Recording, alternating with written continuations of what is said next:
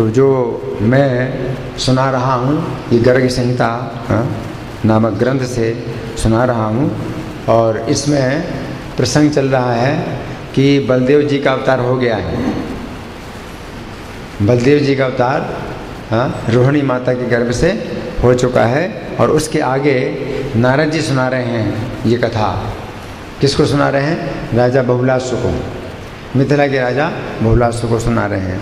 नारद जी कहते हैं, राजन, तब परात्पर और परिपूर्णतम साक्षात भगवान श्री कृष्ण पहले वसुदेव जी के मन में प्रविष्ट हुए। तो भगवान जो है अवतार लेते हैं तो विधि अलग ही है।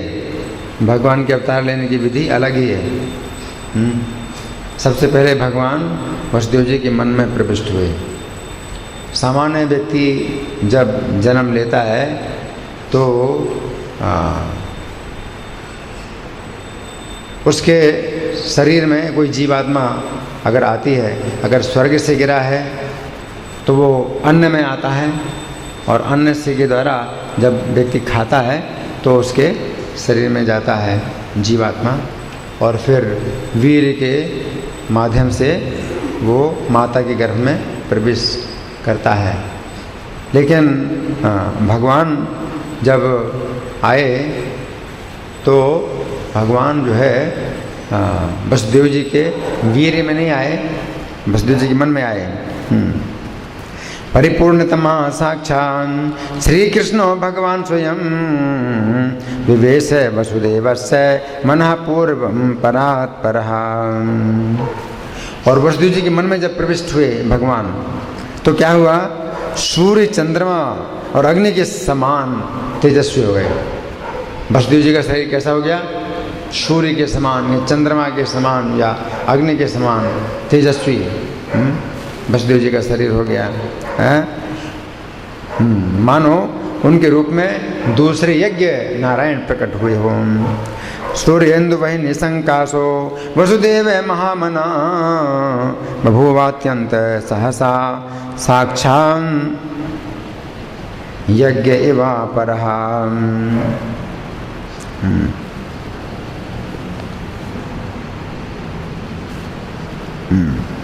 फिर सबको अभय देने वाले श्री कृष्ण देवी देवकी के गर्भ में आविष्ट हुए।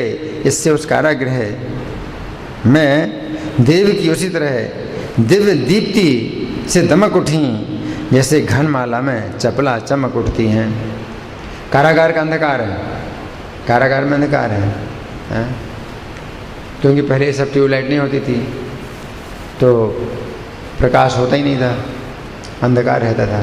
तो कारागार में अंधकार है, और देव की देवी जो है क्या हो गई? प्रकाश की पुंज बन गई। जब देवकी के शरीर में भगवान आए तो प्रकाशित होती देव की देवी हैं। कैसे? बिजली, जैसे बादल में बिजली कितना प्रकाश होता है, बादल में बिजली का कितना प्रकाश होता है ना? इतना प्रकाश सोचिए देवकी के शरीर में, है ना? तो भगवान का जो है कैसा अद्भुत महात्म्य है। जब वसुदेव जी के शरीर में आए तो वसुदेव जी सूर्य, चंद्रमा, अग्नि के समान प्रकाशमान हो गए, और जब वसुदेव जी के हृदय से देवकी के हृदय में आए तो हृदय से हृदय में स्थानांतरण हुआ भगवान का। भगवान जो है गर्भ में नहीं आए, देवकी के हृदय में आए हैं। तो विद्युत जैसे बादलों में, है ना? तो इतना प्रकाश नहीं, इससे बहुत ज़्यादा प्रकाश, बिजली प्रकाश तो बहुत ज़्यादा होता है ना, ये जो प्रकाश कुछ भी नहीं है। कारागार का अंधकार दूर करने के लिए इतना प्रकाश पैदा हो गया। देवक्यामागते कृष्णे सर्वेषाम् अभयंकरे राजते न सागे घने सौदामिनी यथा। देवकी के उस तेज को देखकर कंस मन ही मन भय से व्याकुल होकर बोला। कंस बोला, किससे बोला? मन ही मन बोला, अपने मन में बोला। देवकी का इतना तेज देख करके कंस ने भय से व्याकुल हुआ और मन ही मन कह रहा है, क्या कह रहा है? मेरा प्राण हंता आ गया है। कौन आ गया है? मेरा प्राण हंता आ गया है। क्योंकि इसके पहले देव की ऐसी तेजस्विनी नहीं थी। तेजोवतीं च तां वीक्ष्य कंसा प्राय भयातुरः प्राप्तोऽयं प्राणहन्ता मे पूर्व में सा न चेदृशी। इस शिशु को जन्म लेते ही मैं अवश्य मार डालूंगा। अब जन्म की प्रतीक्षा कर रहा है, जैसे पैदा हो मैं मार दूं। उस समय भी गर्भ हत्या नहीं करते। अभी इस समय गर्भ हत्या जो हो रही है ना, तो कंस जो है प्रतीक्षा कर रहा है कि जैसे ही जन्म ले बालक तो मैं उसको मार डालूं। यूँ कहकर वो भय से बेहवल हो उस बालक के जन्म की प्रतीक्षा करने लगा। भय के कारण अपने पूर्व शत्रु भगवान विष्णु का चिंतन करते हुए वो सर्वत्र उन्हीं को देखने लगा। तो पिछले जन्म में भी इसने मुझे मारा था, इस जन्म में भी मुझे मारेगा। कंस जो है भय से बेहवल है। पिछले जन्म में भी कंस सोचता है मैं कालनेमी नाम का असुर था और विष्णु ने मुझे मारा था। चतुर्भुज रूप का चिंतन कर रहा है भगवान विष्णु के, है ना, और सर्वत्र दिखाई दे रहे हैं भगवान उसको, है ना। तो ये भी कितना सौभाग्य की बात है? जात मात्रम हनिष्यामी त्युक्तास्ते भय विह्वलः पश्यन् सर्वत्र सच हरिं पूर्व शत्रुं विचिन्तयन्। तो सोचता यही है कि जैसे पैदा हो मैं इसको मार डालूंगा, लेकिन भय क्या है कि ये मुझे मार देगा। मैं इसको मार दूं तो कुछ है उसको संभावना है कि मैं शायद उसको मार दूं, लेकिन 1% संभावना है कि मैं मार दूं। 99% संभावना क्या है, यही मुझे मारेगा।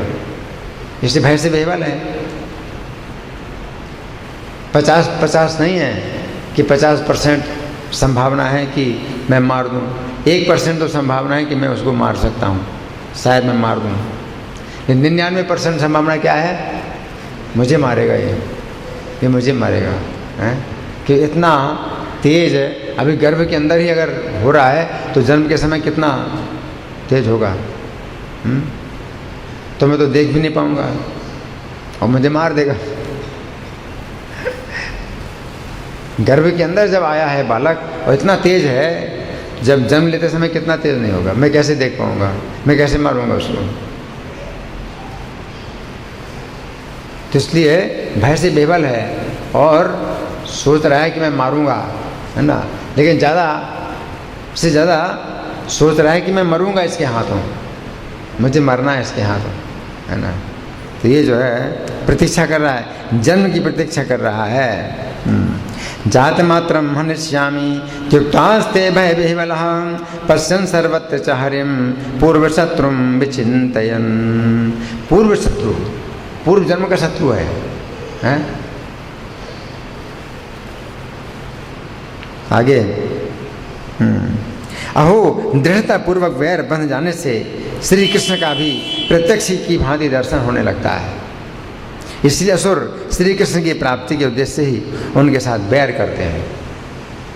असुर लोग क्या सोचते हैं कि भक्ति के द्वारा तो हम उनको नहीं प्राप्त कर सकते, हमसे भक्ति तो होगी नहीं, तो क्या करें, दुश्मनी बन, दुश्मनी के द्वारा ही उनकी प्राप्ति हो जाएगी, है ना।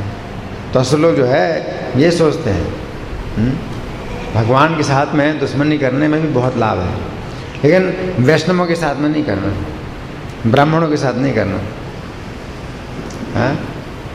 तो जो है नारद जी कहते हैं असुर लोग इस उद्देश्य से भी कृष्ण के साथ बैर करते हैं।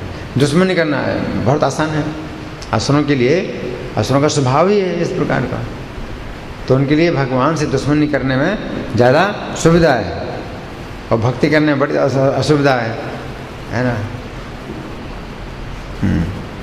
अहो वैरानुबंधेन साक्षात् कृष्णोऽपि दृश्यते तस्माद् वैरं प्रकुर्वन्ति कृष्ण प्राप्त्यर्थम आसुरा।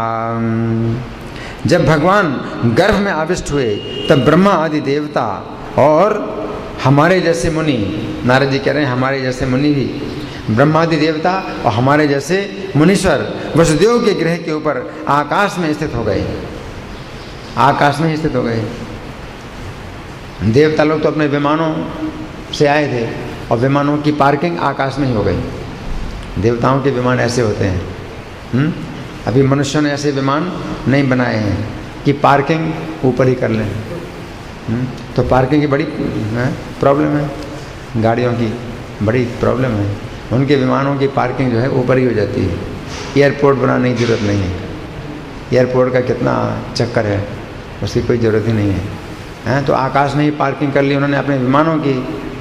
और जो मुनि लोग हैं वो बिना विमान के वो आकाश में स्थित हैं, खड़े। जो मुनि लोग हैं अपनी तपस्या के बल पर आकाश में चलते हैं और जहाँ चाहें आकाश में खड़े हो जाते हैं और जहाँ चाहें जब चाहें चलें आकाश में। नारद जी जैसे, बुलमेरे जैसे मुनि लोग भी जो है वसुदेव के घर के ऊपर आकाश में खड़े हो गए। खड़े हो गए और भगवान को प्रणाम करके उनकी स्तुति करने लगे। अथ ब्रह्मादयो देवा मुनीन्द्र रश्मदादिभि सौरि गेहो परिप्राप्ता स्तवम चक्रु प्रणम्य तो तम देवता बोले। अब देवता लोग क्या स्तुति कर रहे हैं? जागृत स्वप्न आदि अवस्थाओं में प्रतीत होने वाले विश्व के जो एकमात्र होते हुए भी अहेतु हैं, जिनके गुणों का आश्रय लेकर ही ये प्राणी सब ओर विचरते हैं, जैसे अग्नि से निकलकर सब ओर फैले हुए चिंगारियाँ पुनः उसमें प्रवेश नहीं करते, उसी प्रकार महत्तत्व इंद्रियाँ और उनके देवता जिनसे प्रकट होकर पुनः उनमें प्रवेश नहीं पाते, उन परमात्मा आप भगवान श्री कृष्ण को हमारा सादर नमस्कार है। यज्जागरादिषु भवेषु परम है हेतु सुदस्य विचरन्ति गुणाश्रयेण नेतन्विशन्ति महदिन्द्रिय देव संघास तस्मै नमोऽग्नि विस्तृत विस्फुलिंगा। तो ये देवता लोग या मुनि लोग जो है कैसे प्रार्थना कर रहे हैं कि जैसे अग्नि से चिंगारियाँ निकलती हैं और अग्नि में फिर प्रवेश नहीं पाती हैं। क्या होता है? अग्नि प्रज्वलित अग्नि से चिंगारियाँ बाहर निकलती हैं, अग्नि में फिर दोबारा तो नहीं जाती हैं। उन चिंगारियों के छोटे छोटे जो है ना कण काले काले दिखाई पड़ते हैं, आग से निकले हैं, है ना। तो उसी प्रकार से जितने भी देवता हैं, इंद्रियां हैं, ये भगवान से प्रकट होते हैं और फिर भगवान में प्रवेश नहीं पाते। तो ऐसे भगवान को नमस्कार है। बलवानों में भी सबसे अधिक बलवान काल भी जिन पर शासन करने में समर्थ नहीं है। इस भौतिक जगत में सबसे अधिक बलवान कौन है? काल है। बड़े बड़े बलवानों को भी काल निरस्त कर देता है ना। सब ढीले पड़ जाते हैं। अस्थि पंजर सब ढीला पड़ जाता है बड़े बड़े बलवानों का भी काल के द्वारा। तो काल सबसे बलवान है। लेकिन काल भी जो है जिनके ऊपर शासन नहीं कर सकता, श्री कृष्ण के ऊपर काल का शासन नहीं है ना। तो कृष्ण ही सबसे बलवान है ना। काल शासन नहीं कर सकता, माया भी जिन पर प्रभाव नहीं डाल सकती है, और तथा वेद जिनको अपना विषय नहीं बना पाता, वेद भी वर्णन नहीं कर पाते जिनका, उन परम अमृत प्रशांत शुद्ध परात्पर एवं पूर्ण ब्रह्म स्वरूप आप भगवान की हम शरण में आए हैं। नैवेश तुम प्रभुरयम बलिनाम बलियान मायान शब्द उतनो विषयी करोति तन ब्रह्म पूर्णमृतम परमं प्रशांतम शुद्धम परात्परतरम शरणं गता स्मः। हे प्रभु, अतीत वर्तमान और अनागत मनवंतरों युगों तथा कल्पों में आप अपने अंश और कला द्वारा अवतार विग्रह धारण करते हैं। क्या कह रहे हैं? कि जो पहले, अतीत का मतलब जो बीत चुका है, और वर्तमान इस समय, और अनागत यानी जो आगे होंगे, तो इनमें आप मनवंतरों युगों और कल्पों में आप अपने अंश और कला द्वारा अवतार धारण करते हैं। अंश और कलाएं हैं। लेकिन आज तो जो है वो सौभाग्यपूर्ण अवसर आया है कि जब आप अपने परिपूर्णतम तेज का यहाँ विस्तार कर रहे हैं। तो श्री कृष्ण जो है कोई अंश अवतार और कला अवतार नहीं है, बल्कि क्या है, परिपूर्णतम। पूर्ण होता है, पूर्ण से ज़्यादा पूर्णतर होता है, और पूर्णतर से ज़्यादा पूर्णतम होता है, और पूर्णतम से भी ज़्यादा परिपूर्णतम। और कृष्ण क्या है, वो क्या है, परिपूर्णतम, है ना। तो परिपूर्णतम तेज का विस्तार कर रहे हैं। अब इस परिपूर्णतम अवतार द्वारा भूतल पर धर्म की स्थापना करके आप लोक में कल्याण का प्रसार करेंगे। मन्वंतरेषु च युगेषु गतागतेषु कल्पेषु चांस कलया स्वपूर्विभर्षि अद्यैव धाम परिपूर्णतमं तनोषि धर्मं विधाय भुवि मंगलमातनोषि। हे आनंद कंद, हे देवी की नंदन, आपकी जो चरण धूल योगियों के लिए भी दुर्लभ है। आपके चरणों की धूल किसको दुर्लभ है, योगियों के लिए भी दुर्लभ है और अगम्य है। वही उन भाग्यशाली भक्तों के लिए परम सुलभ है। भक्तों के लिए क्या है, आपके चरणों की धूल परम सुलभ है, जो अपने निर्मल हृदय में भक्ति योग धारण करके सदा प्रीति में निमग्न होकर द्रवित चित्त रहते हैं। शिशु रूप में मंद मंद विचरने वाले आपके चरण कमलों के मकरंद और पराग को हम अनुराग सहित सिर पर धारण करें, यही हमारी आंतरिक अभिलाषा है।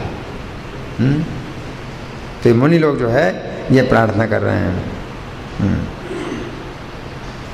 यं दुर्लभम विशद योगी भिरप्य गम्यम गम्यम द्रबंधिरमलाशय भक्ति योगे आनंद कंद चरित तब मंदयानम पादार बिंद मकरंद रजो दधामहा। आप पहले से ही परम कमनीय शरीर वाले हैं। आपका शरीर पहले से ही क्या है, कमनीय है। कमनीय का मतलब क्या है, जिसकी कामना की जाए, परम कमनीय है। आपका जो रूप है वो परम कमनीय है। कमनीय माने जिसको देखने की कामना करना चाहिए, उसको कमनीय बोलते हैं। जैसे दर्शनीय है, दर्शनीय माने जिसका दर्शन करना चाहिए, और कमनीय का मतलब जिसकी कामना करनी चाहिए। परम कमनीय है, शरीरधारी हैं। और यहाँ इस अवतार में भी उसी कमनीय रूप से आप सुशोभित होंगे। आपका रूप करोड़ 100 कामदेवों को मोहित करने वाला है। 100 करोड़ कामदेवों को मोहित करने वाला है और परम अद्भुत है। आप गोलोक धाम में दिव्य दीप्ति राशि को यहाँ भी धारण करेंगे। जो रूप आपके गोलोक धाम में है वही रूप आप इस पृथ्वी पर भी धारण करेंगे। सर्वोत्कृष्ट धरती के धन के धारिता आप श्री राधा वल्लभ को हम प्रणाम करते हैं। पूर्वम तथात्र कमनीय वपुस्मयं त्वां कंदर्प कोटि शतमोहन मद्भुतं च गोलोक धाम दिशण द्युतिमाद धानम राधापतिं धरणिधुर यधनं दधामहा। पूर्वं तथात्र कमनीय वपुस्मयं त्वां कंदर्प कोटि शतमोहन मद्भुतं च गोलोक धाम दिशण द्युतिमाद धानम राधापतिं धरणिधुर्य धनम दधामहा। आप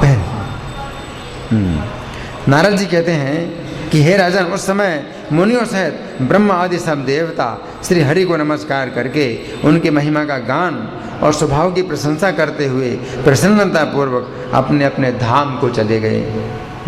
अभी दर्शन नहीं हुआ भगवान का। जितने देवता हैं, मुनि हैं, इस प्रकार की स्तुति करके अपने धाम को चले गए। नत्वा हरिं तदा देवा ब्रह्माद्या मुनिभिः गायन्तस्तं प्रशंसन्तः सुधामानि ययुर्मुदा। हे राजन, तब जब श्री हरि के प्राकट्य का समय आया तो आकाश स्वच्छ हो गया।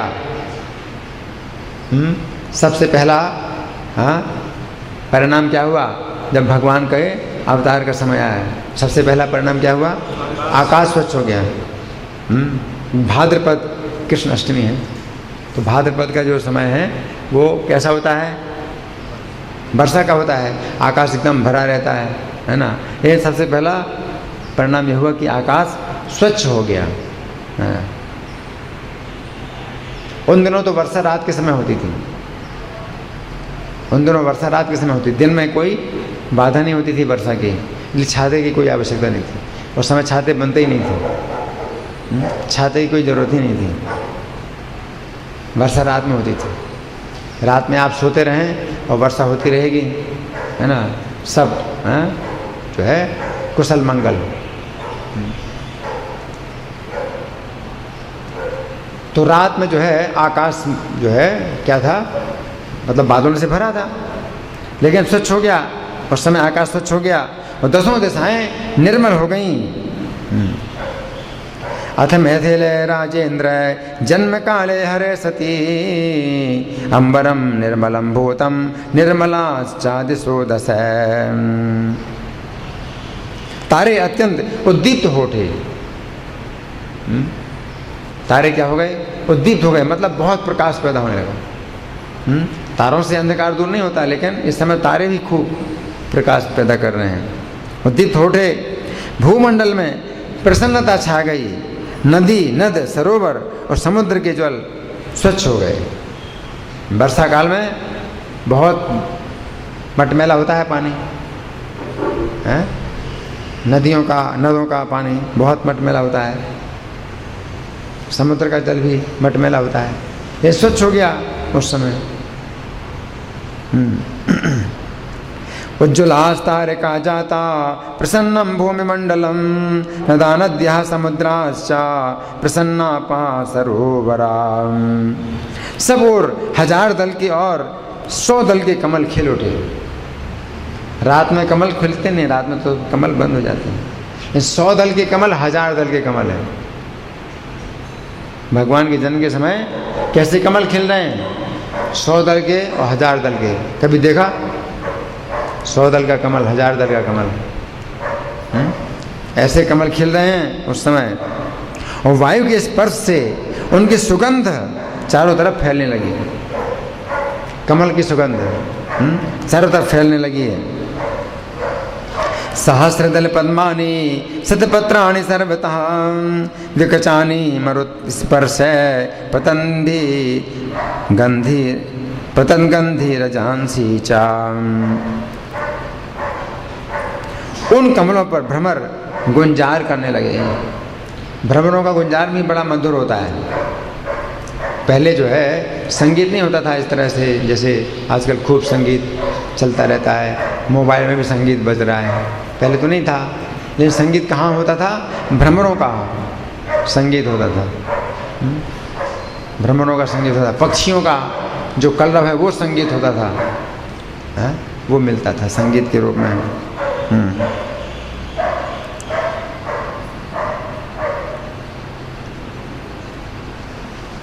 तो कमलों पर भ्रमर गुंजार करने लगे, शीतल मंद सुगंध वायु बहने लगी। ते सुने दुर्मधुकरा नदन्तश्चित्र पक्षिणः शीतला मंदयानाश्च गंधाक्ता वायवो बभुः।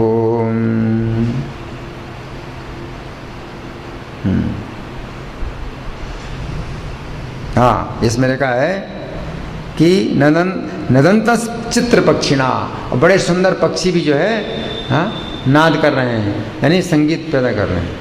तो भ्रमरों का संगीत हो रहा है और पक्षियों का संगीत हो रहा है ना, कि भगवान आ रहे हैं ना, तो प्रकृति देवी जो है संगीत पैदा कर रही है और खूब सुनाई पड़ रहा है, संगीत सुनाई पड़ रहा है खूब, है ना।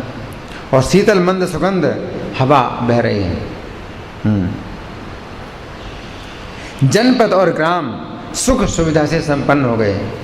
जनपद और ग्रामों में सुख सुविधा हो गई है। वर्षा के दिनों में बड़ी सुविधा होती है, जहाँ देखो वहीं कच्चा है, कच्ची ज़मीन है, तो क्या होता है, कीचड़ ही कीचड़, है ना। लेकिन जनपद और गांव में जो है सुख सुविधा हो गई, मतलब किसी प्रकार की सुविधा नहीं, है ना। और बड़े बड़े नगर तो मंगल के धाम बन गए।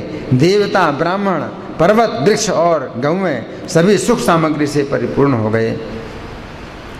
वृद्धा जनपदा ग्रामा नगरा मंगलायना देवा विप्रा नगा गावो बभोवो सुख समृता।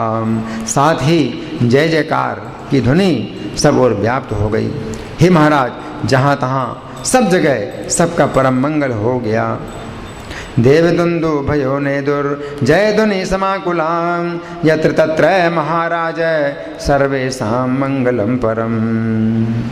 गायन कला में निपुण विद्याधर गान कर रहे हैं।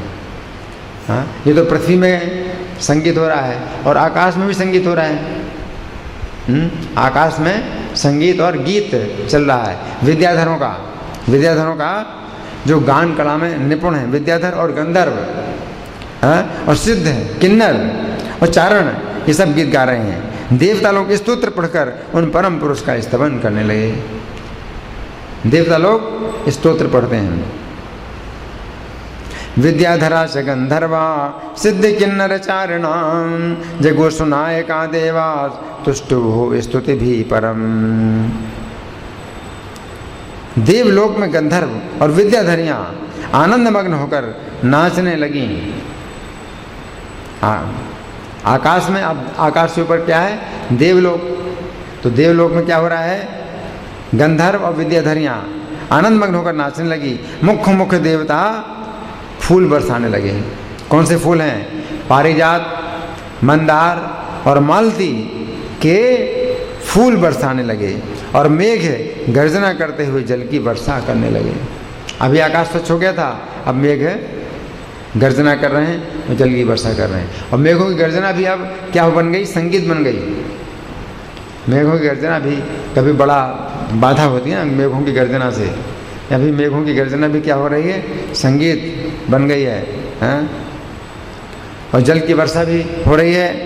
भाद्रपद मास कृष्ण पक्ष रोहिणी नक्षत्र हर्षण योग तथा वृष लग्न में अष्टमी तिथि को आधी रात के समय चंद्रोदय काल में चंद्रमा का उस समय उदय हो रहा है।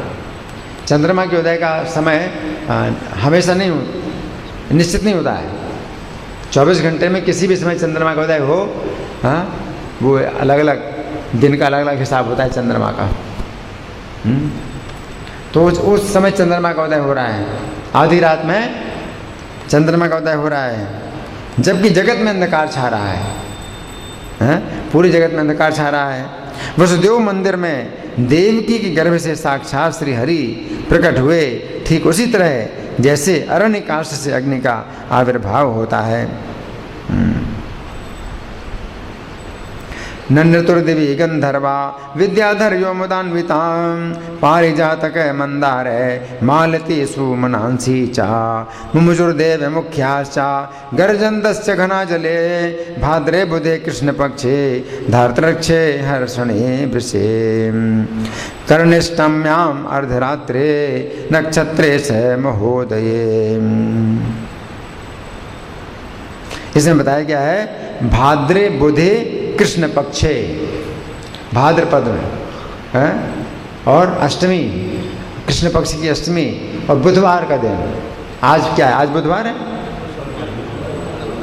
आज मंगल है।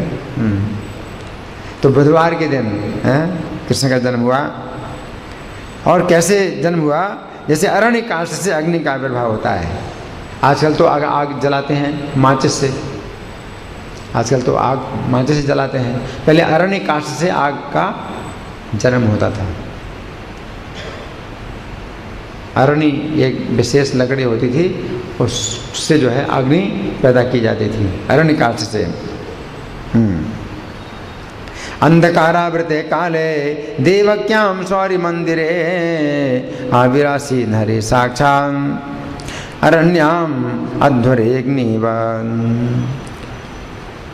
अब देखो, भगवान ने जन्म लिया है, भगवान ने जन्म लिया है, छोटा सा बालक है, छोटा सा बालक है, जन्म लिया है, लेकिन नग्न नहीं है, हैं? सब वस्त्र और आभूषण धारण किए, ऐसा बालक जन्म लिया है, हैं? कंठ में प्रकाशमान स्वच्छ और विचित्र मुक्ताहार धारण किए भगवान जो है।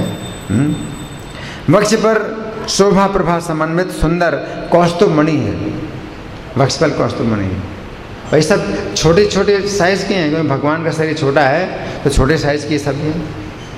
मुक्ताहार भी कितना छोटा होगा, कौस्तुभमणि भी छोटी सी होगी है। भगवान जब बड़े होते हैं तो ये भी अपने आप उसी साइज़ में बड़े हो जाते हैं, है ना। उनके वस्त्र भी जो है, उनको वस्त्र अपने बदलने नहीं पड़ते। आपका शरीर बड़ा होता है तो फिर वस्त्र आपको बदलने पड़ते हैं, ये कपड़े आपके नहीं चलेंगे। ये भगवान के वस्त्र भी और सब चीज़ें चेतन हैं, जड़ वस्तु नहीं है। आपके कपड़े तो जड़ हैं, तो आपका शरीर बड़ा होता है तो कपड़े थोड़ी बड़े होंगे, कपड़े फट जाएंगे। भगवान का हर चीज़ चेतन है। तो भगवान के जो है आयुध हैं और आभूषण हैं और वस्त्र हैं, सब उनकी साइज़ में अपने आप हो जाते हैं। तो वक्षस्थल पर क्या है, कौस्तुभमणि और रत्नों की माला, वक्षस्थल पर रत्नों की माला भी है, और चरणों में नूपुर हैं, और बाहों में बाजूबंद धारण किए भगवान मंडलाकार प्रभापुंज से उद्भासित हो रहे हैं। मंडलाकार प्रकाश पैदा हो रहा है, प्रकाश का एक मंडल पैदा हुआ है। मंडल समझते हैं, चारों तरफ एक मंडल बन गया है प्रकाश का। मंडलाकार प्रकाश पैदा हुआ है। मस्तक पर किरीट है, मस्तक पर क्या है, किरीट यानी मुकुट, और कानों में 2 कुंडल हैं दोनों। कैसे हैं, सूर्य का जैसे उदय होता है ऐसे कुंडल। कुंडलों का रंग कैसा है, उदित होते हुए सूर्य, बाल रवि बोलते हैं, बाल रवि, बाल माने बालक, सूर्य, सूर्य जब बालक के रूप में हो तो कैसा होता है, लाल होता है ना। तो ऐसे कुंडल हैं भगवान के कानों में। स्फुरदक्ष विचित्र हारिणम विलसन कौस्तुभ रत्न धारिणम परिधिद्युति नूपुरांगदम बालार्क किरीट कुंडलम। कलाइयों में अग्नि के समान अद्भुत कंकण हिल रहे हैं। कलाई ये है ना, यहाँ पर क्या है, कंकण, यहाँ पर बाजूबंद और यहाँ पर कंकण यानी चूड़ियाँ। कलाइयों में कंकण कैसे हैं, प्रज्वलित अग्नि के समान कंकण है और हिल रही हैं, बाहों में हिल रही हैं। और कटी की करधनी में जो जंजीर है, कटी की करधनी में जो डोरी या जंजीर है, उसकी प्रभाव विद्युत के समान व्याप्त हो रही है। कैसी डोरी है, जंजीर। कटी की करधनी में जो जंजीर है वो कैसी है, कैसी है, विद्युत की प्रभा के समान। विद्युत, आकाश में जो बिजली होती है, आकाश में बिजली की रेखा बनती है ना, ऐसी रेखा है। कमर में करधनी की रेखा ऐसी है, डोरी ऐसी है, सोचिए। और कंठ देश में कमलों की माला शोभा पाती है, गले में कमलों की माला धारण की है। देखो भगवान ने जब जन्म लिया तो ऐसे ऐसे जन्म लिया है, जिनके ऊपर मधु लोलुप मधुकर मंडरा रहे हैं। कमल इतने सुगंधित हैं कि भौरे जो है मंडरा रहे हैं कमलों पर। उनके स्त्री समन्वित अंगों पर जो दिव्य पीत वस्त्र है धारण किए हैं, वो तपाए हुए सोने की शोभा को भी तिरस्कृत कर रहा है। सोने को जितना तपाएं उतना अधिक क्या होता है, चमकता है। नहीं, उससे भी ज़्यादा चमक किसमें है, भगवान के पीत वस्त्र में। भगवान का पीत वस्त्र है, उससे भी ज़्यादा चमक रहा है। किससे ज़्यादा चमक रहा है, तपाए हुए सोने से भी ज़्यादा चमक रहा है। चलन चलदन भूत बहिनी कंकणम तड़ित ऊर्जित गुण मेखलांचितम मधुबृंध्वनि पद्म मालिनम नवजाम्बो नदे दिव्य वाससम। श्याम सुंदर शरीर है भगवान का। शरीर कैसा है, श्याम सुंदर है ना। भगवान का शरीर सांवला है तो सांवला रंग ज़्यादा सुंदर नहीं माना जाता। ये भगवान का जो शरीर सांवला है उतना अधिक सुंदर भी है। जितने भगवान सांवले हैं उतने अधिक सुंदर भी हैं। श्याम सुंदर शरीर पर सुशोभित वो पीताम्बर नील मेघ में बिजली जैसे हो ऐसा शोभा है। मेघ के अंदर बिजली स्थिर हो जाए। मेघ में बिजली स्थिर नहीं होती कभी, हैं? शायद 1-2 सेकंड तक रहती बस। मेघ में जब बिजली पैदा होती है तो कितनी देर रहती है? 1 या 2 सेकंड रहती है।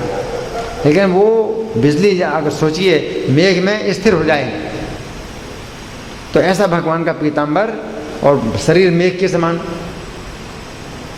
कैसा सुंदर लगे, उससे भी ज़्यादा सुंदर है ना, उससे भी ज़्यादा सुंदर है भगवान।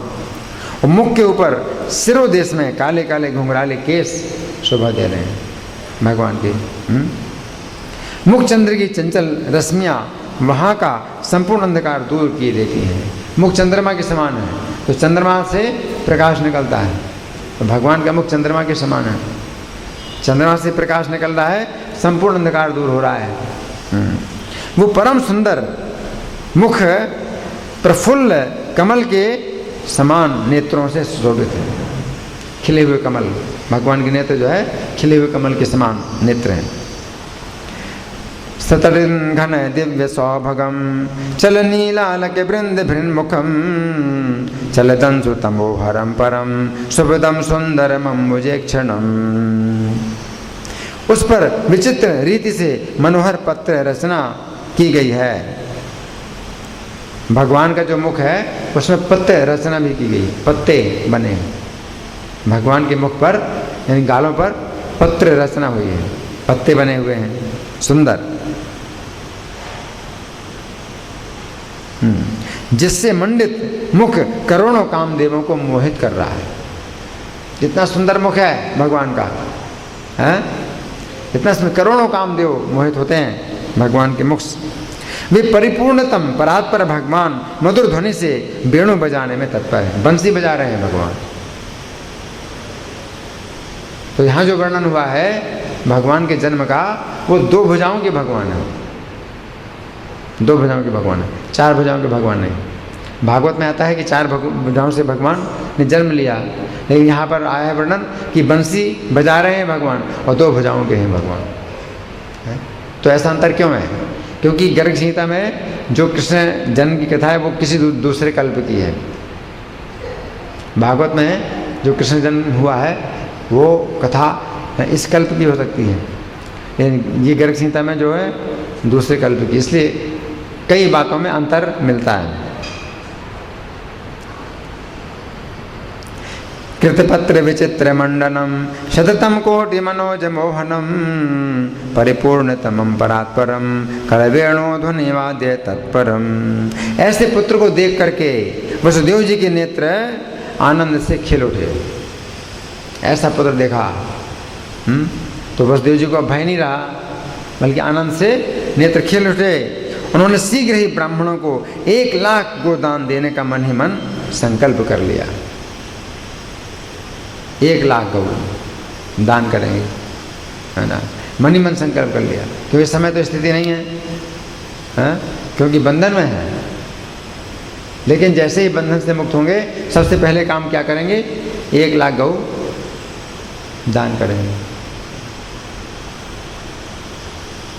तम वेक्ष सुतम यदोत्तमो हरिजन्मोत्सव फुल्लोचन अत विप्रजने शुचाशुवे नियुतम सन्मन सा गवाम ददौ।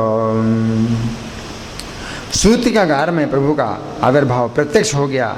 इससे वसुदेव जी का सारा भय चला गया और वे अत्यंत विस्मित होकर हाथ जोड़कर आदि अंत रहे श्री हरि को प्रणाम करके स्तोत्रों द्वारा उनका स्तवन करने लगे। हरिमानक दुन्दुभिस्तवै स्तवनम तम प्रणिपत्य विस्मिता अकरोदित प्रभुदयो गतभि श्रुति गृहे कृतांजलि। अब वसुदेव जी की प्रार्थना कर रहे हैं, सुनिए ध्यान से वसुदेव जी कैसे प्रार्थना कर रहे हैं। हे भगवान, जो एकमात्र और अद्वितीय हैं, वही परब्रह्म परमात्मा आप प्रकृति के गुणों के कारण अनेक रूप में प्रतीत होते हैं। आप ही संहारक हैं, आप ही उत्पादक हैं और आप ही इस जगत के पालक हैं। हे आदिदेव, हे त्रिभुवनपति, जैसे स्फटिक मणि औपाधिक रंगों से लिप्त नहीं होती है, उसी प्रकार आप देह के वर्णों से निर्लिप्त ही रहते हैं। ऐसे आप परमेश्वर को मेरा नमस्कार है। एको यह प्रकृति गुण रनेकधासी हरता तुम जनक उतास्य पालकस्तुम निर्लिप्ता स्फटिक वाद्य देह वर्णेश तस्मै श्री भुवनपते नमामि तुभ्यम्। जैसे ईंधन में अग्नि छिपी हो, उसी तरह आप संपूर्ण जगत में व्याप्त हैं। जैसे ईंधन में आग है, दिखाई तो नहीं पड़ती आग, लेकिन कुछ प्रयास करें तो आग प्रकट हो जाती है। उसी प्रकार से आप जगत में अव्यक्त रूप में विराजमान हैं। जैसे आकाश सबके भीतर और बाहर रहता है, उसी प्रकार आप सबके भीतर और बाहर स्थित हैं। आप ही पृथ्वी की भांति इस समस्त जगत के आधार हैं, सबके साक्षी हैं और वायु की भांति सर्वत्र जानने की शक्ति रखते हैं। एधासो तुनल एवात्र वर्तमानो योऽन्तस्थो बहिरपि चाम्बरं यथा हि आधारो धरणिर्वास सर्वसाक्षी तस्मै तेनमेव सर्वगुण भस्वान्। आप देवता ब्राह्मण अपने भक्तजन और वैष्णवों के पालक हैं और भूभार का हरण करने के लिए मेरे घर में अवतीर्ण हुए हैं। इस भूतल पर समस्त पुरुषोत्तमों से भी उत्तम आप ही हैं। हे भुवनपते, पापी कंस से मुझे बचाइए। भूभारोद्भट हरणार्थमेव जातो गोदेव द्विज निज वत्स पालकोऽसि गेहे मे भवि पुरुषोत्तम उत्तमस्तुम कंसान मां भुवनपते प्रपाहि पापा। तो वसुदेव जी की प्रार्थना यहाँ समाप्त हुई और सबसे अंत में क्या बोल रहे हैं कि कंस के भय से मुझे बचाइए। पापी कंस के भय से मुझे बचाइए। वसुदेव जी प्रार्थना कर रहे हैं भगवान से। कई लोगों को नींद आ रही है, हरि बोल, नींद आ रही है, तो ठीक से विश्राम नहीं करते तो नींद आती है क्लास में। तो वसुदेव जी ने प्रार्थना की, आधी रात का समय है और वसुदेव जी जाग रहे हैं और दिन का समय है और आप लोग सो रहे हैं। अर्धरात्रि में वसुदेव जी जाग रहे हैं, भगवान की प्रार्थना कर रहे हैं और यहाँ भगवान की कथा हो रही है और दिन का समय है और आप लोग सो रहे हैं। अन्याय, अन्याय हो रहा है यहाँ पर। तो वसुदेव जी ने अंत में क्या कहा, भगवान से क्या प्रार्थना की, कौन बताएगा?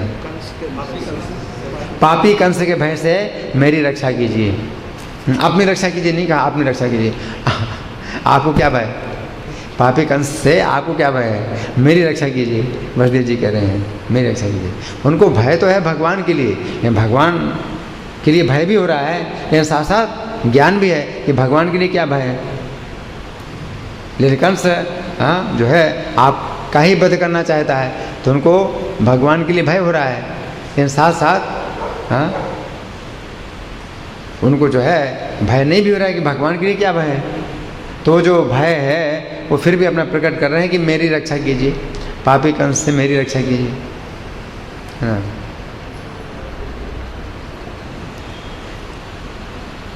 नारद जी कहते हैं, हे राजन, सर्व देवता स्वरूपिणी देवकी को भी ये ज्ञात हो गया कि मेरे घर में परिपूर्णतम भगवान साक्षात श्याम सुंदर श्री कृष्ण का आविर्भाव हुआ है। अतः वे भी उन्हें नमस्कार करके बोली, परिपूर्णतमं साक्षात श्री कृष्णं श्याम सुंदरम ज्ञात्वा नत्वाथ तं प्राह देवकी सर्वदेवता।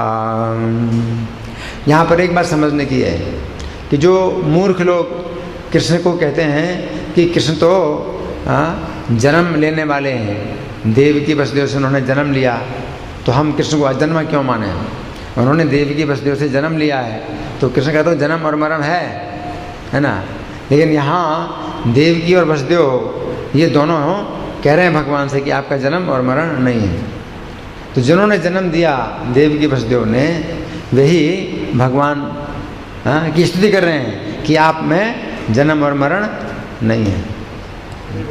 तो ये एक जो है एक तर्क है ना, कृष्ण के पक्ष में एक तर्क है। जो कृष्ण के जो है विपक्ष में जो लोग बोलते हैं कि कृष्ण का तो जन्म मरण हुआ, देवकी वसुदेव से उनका जन्म हुआ,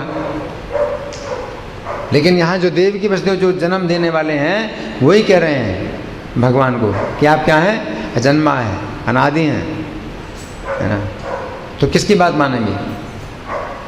हम किसकी बात माने? ऐसे मूर्खों की बात माने या देव की वसुदेव की बात माने? जो जन्म देने वाले हैं वही कह रहे हैं कि आपका जन्म नहीं है, आपका जन्म है भगवान, आप में जन्म मरण नहीं है ना।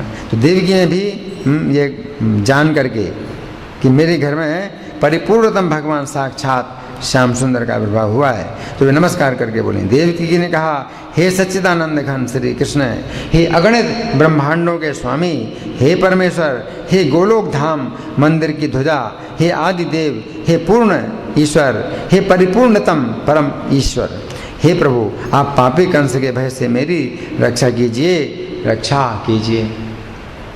तो माता का भाव है देवकी का, तो इससे उनको डर लग रहा है कि भगवान को जो है वो कुछ अनिष्ट कर सकता है कंस, है ना। लेकिन साक्षात भगवान है, भगवान को क्या भय है? तो फिर क्या करें, मेरी रक्षा कीजिए, अब पापी कंस के भय से मेरी रक्षा कीजिए। श्री देवक्यवाच, हे कृष्ण हे विगणितांड पते परेश, गोलोक धाम धिषण ध्वज आदि देव, पूर्णे से पूर्ण परिपूर्ण तमं प्रभो त्वां, त्वं पाहि परमेश्वर कंस पापा। हे कृष्ण हे विगणितांड पते परेश, गोलोक धाम धिषण ध्वज आदि देव, पूर्णे से पूर्ण परिपूर्ण तमे प्रभो मां, त्वं पाहि परमेश्वर कंस पापा।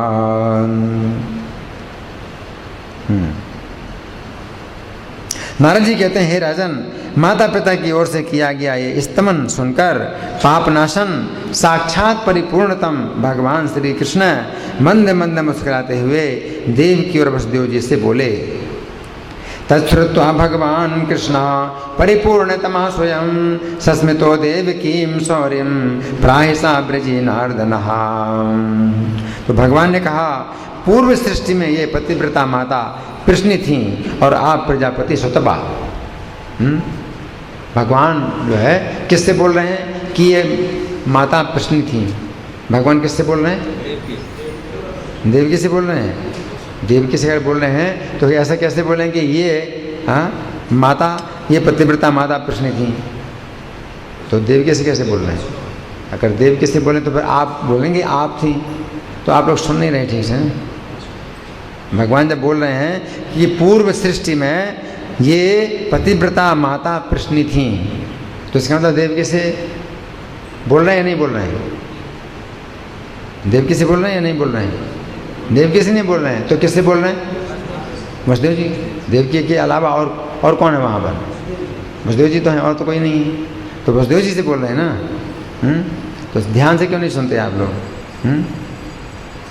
पूर्व काल में ये पतिव्रता माता प्रसन्न थी और आप प्रजापति सुतपा थे। आप कौन? आप वसुदेव जी, आप प्रजापति सुतपा थे।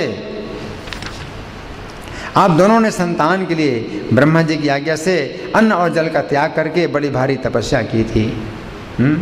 आप दोनों ने विवाह के बाद भोग नहीं किया। विवाह के बाद क्या होता है? विवाह के बाद लोग भोग करते हैं, लेकिन आपने विवाह का भोग नहीं किया, बल्कि क्या किया? अन्न जल का त्याग करके बड़ी भारी तपस्या की पुत्र प्राप्त करने के लिए। यम च प्रश्ने पतिदेवता च त्वं पूर्व सर्गे सुतपा प्रजार्थी, ब्रह्माज्ञया दिव्य तपोयुवाभ्याम, ब्रह्माज्ञया दिव्य तपोयुवाभ्याम कृतं परम निर्जल भोजनाभ्याम। एक मनवंतर का समय बीत गया।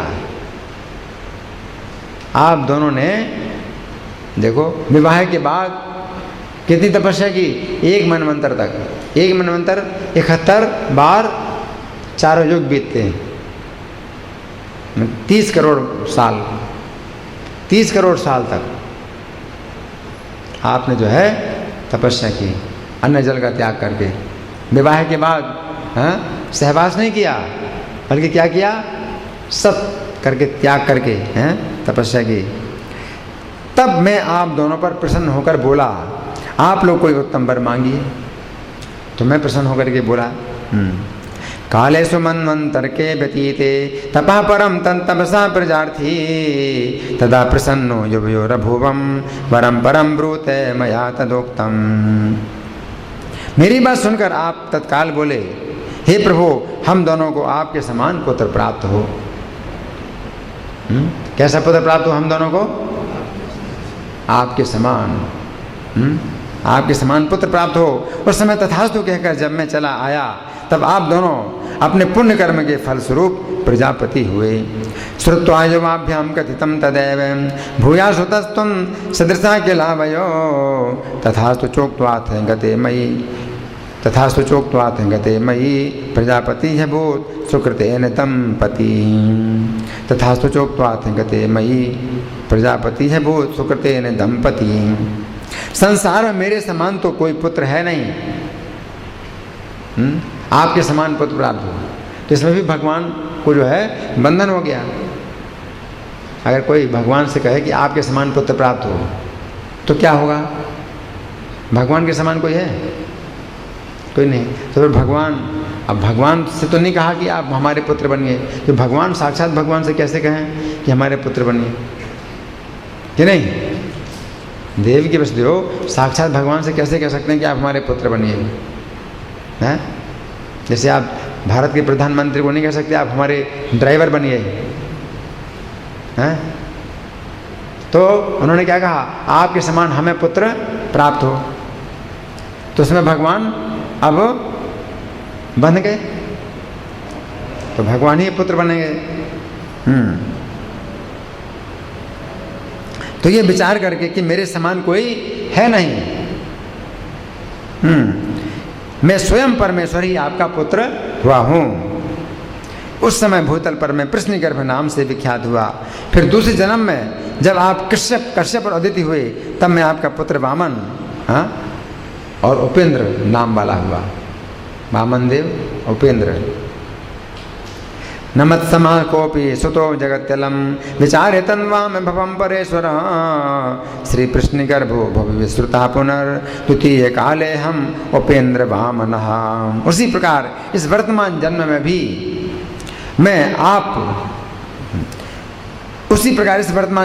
भी मैं परात्पर परमेश्वर आप दोनों का पुत्र हुआ हूँ। पिताजी, अब आप मुझे नंद भवन में पहुंचा दीजिए, इससे आप दोनों को कंस से कोई भय नहीं होगा। नंद राय की पुत्री को यहाँ ले आकर आप सुखी हो जाइए। तथा भवम हद्यतने परात्परो नीत्वाथ माम प्रापय नंद मंदिरम अतो न भूयाद भयमोग्रसेनतः स्वताम समादाय सुखी भविष्यतः। नारद जी कहते हैं, राजन, यूँ कहकर भगवान मौन हो गए। उन दोनों को देखते देखते बाल रूप हो पृथ्वी पर पड़ गए। अब भगवान जो है उनके देखते देखते कैसे हो गए? बाल रूप तो पहले से ही थे, अब वो जो है नग्न बालक हो गए।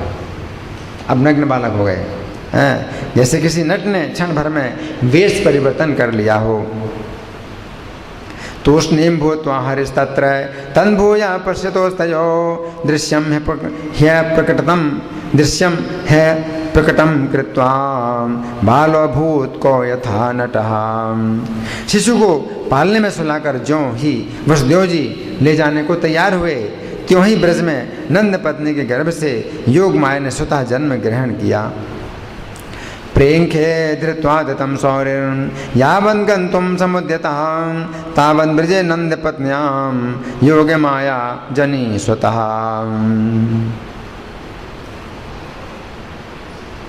उसी के प्रभाव से सब लोग सो गए।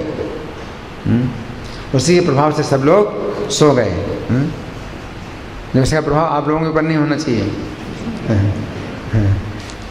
उसी के प्रभाव से सब लोग सो गए। पहरेदार भी नींद लेने लगे। सारे दरवाजे मानो किसी ने खोल दिए।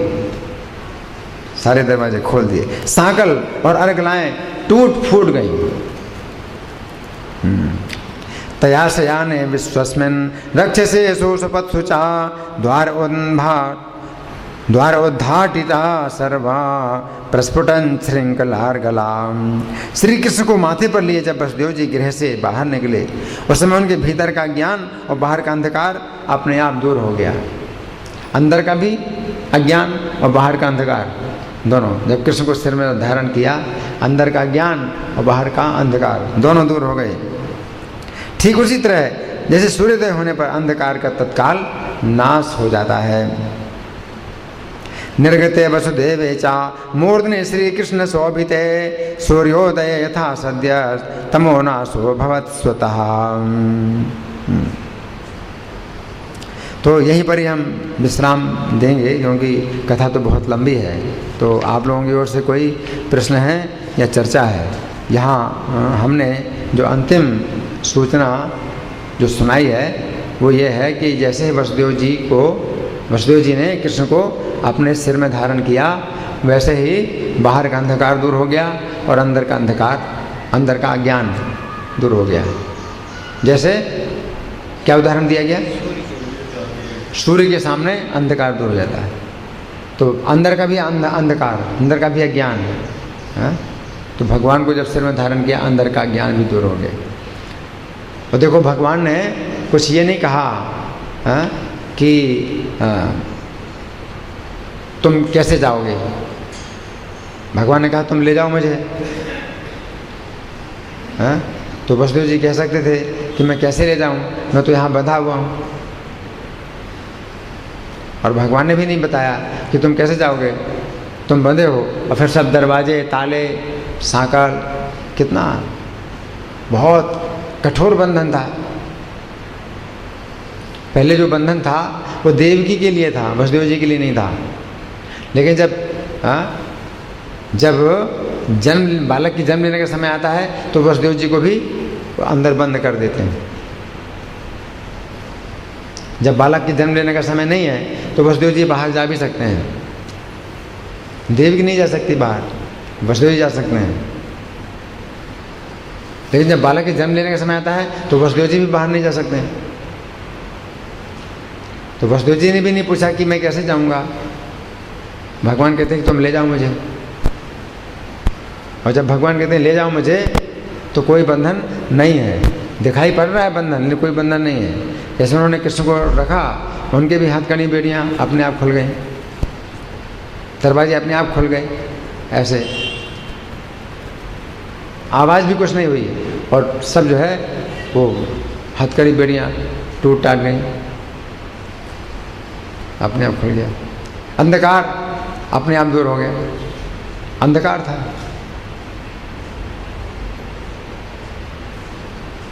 क्योंकि पानी बरसने लगा ना, तो बादलों से अंधकार हो गया बाहर। और सड़कों में भी जो है वो सब, कोई बिजली नहीं होती थी, सड़कों में बिजली नहीं होती थी, अंधेरा है, घोर अंधकार। लेकिन वसुदेव जी के लिए जो है कोई अंधकार नहीं है, ना बाहर अंधकार है, अंदर भी कोई अज्ञान नहीं है, भगवान है। ठीक है, तो आप लोगों की ओर से कोई प्रश्न है या मैं प्रश्न करूं?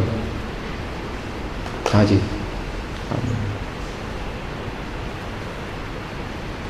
प्रभु जी जैसे भगवान की सेवा करने की इच्छा करते हैं, उनके आदर्श को फॉलो करने के लिए, तो अपने आप सारी व्यवस्था हो जाएगी इसका। भगवान की सेवा करने की इच्छा करते हैं, वसुदेव जी ने जैसे ही भगवान की आज्ञा पालन करने के लिए चाहिए, तो सब बेड़ियाँ और सब कुछ दरवाजे, बाधाएं दूर हो गई, सब बाधाएं दूर हो गई। हमारी इच्छा होगी भगवान की सेवा करने की, तो शायद इसी तरह से भगवान की सेवा करने में बाधाएं, हाँ, ऐसा है कि ज़रूरी नहीं है।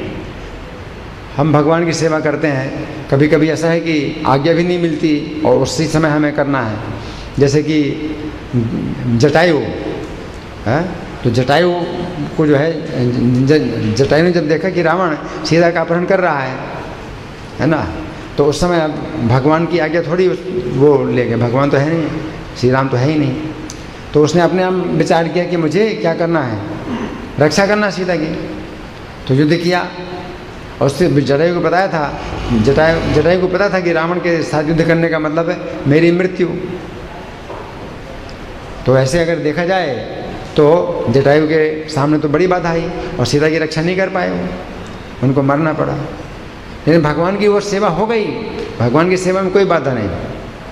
आप भगवान की सेवा करते हैं, कोई बाधा भी अगर आती है तो भगवान तो सेवा, हाँ, मैं आपको ज़्यादा नंबर देंगे अगर आप बाधा का भी सामना करते हैं। तो जटायु को भगवान ने सेवा का ज़्यादा नंबर दिया।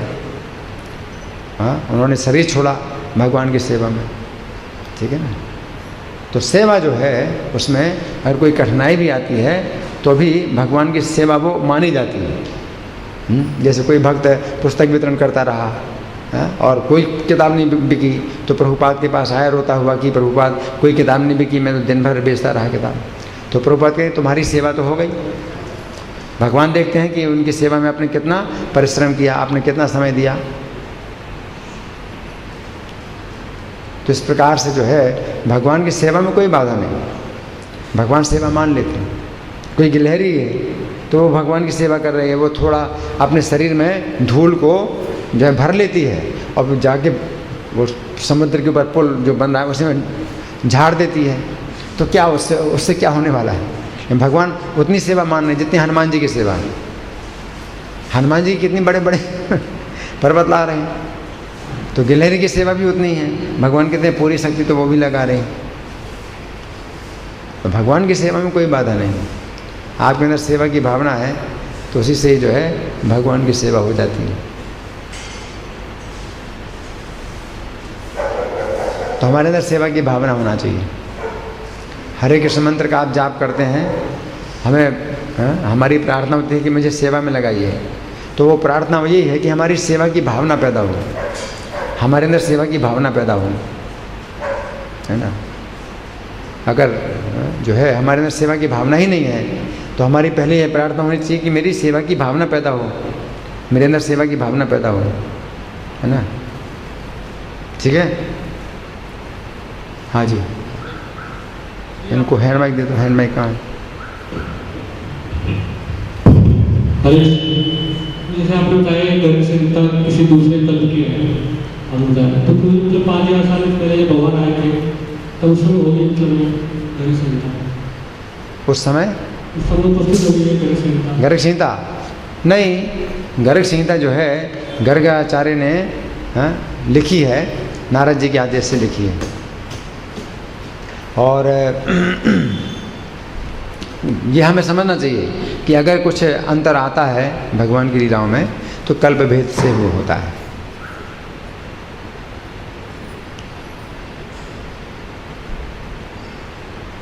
क्योंकि प्रत्येक कल्प में भगवान का अवतार होता है, ठीक है ना। हाँ जी। जैसे आपने बताया मुझे सुखपाल और कृष्ण ने 30 करोड़ साल तक तपस्या करी। 30 करोड़ साल, हाँ। सत्युग में गया था, सत्युग में से उम्र तो 1 लाख होती थी। हैं? उम्र तो होगी, उम्र 1 लाख वर्ष तक होती थी सत्युग में। हाँ, हाँ, सत्युग में 1 लाख साल की उम्र होती थी सामान्य व्यक्ति की। लेकिन जो तपस्वी हैं उनका तो फिर कोई कहने नहीं। जो ऋषि मुनि हैं तपस्या करते हैं तो उनका तो कुछ हिसाब ही नहीं कितनी उम्र होगी, ठीक है ना। धन्यवाद। श्री कृष्ण जन्म महामहोत्सव की, जगत गुरु श्रील प्रभुपाद की, श्री श्री राधा गोविंद पंच तत्व श्री सीताराम लक्ष्मण हनुमान की जय। हरे कृष्ण।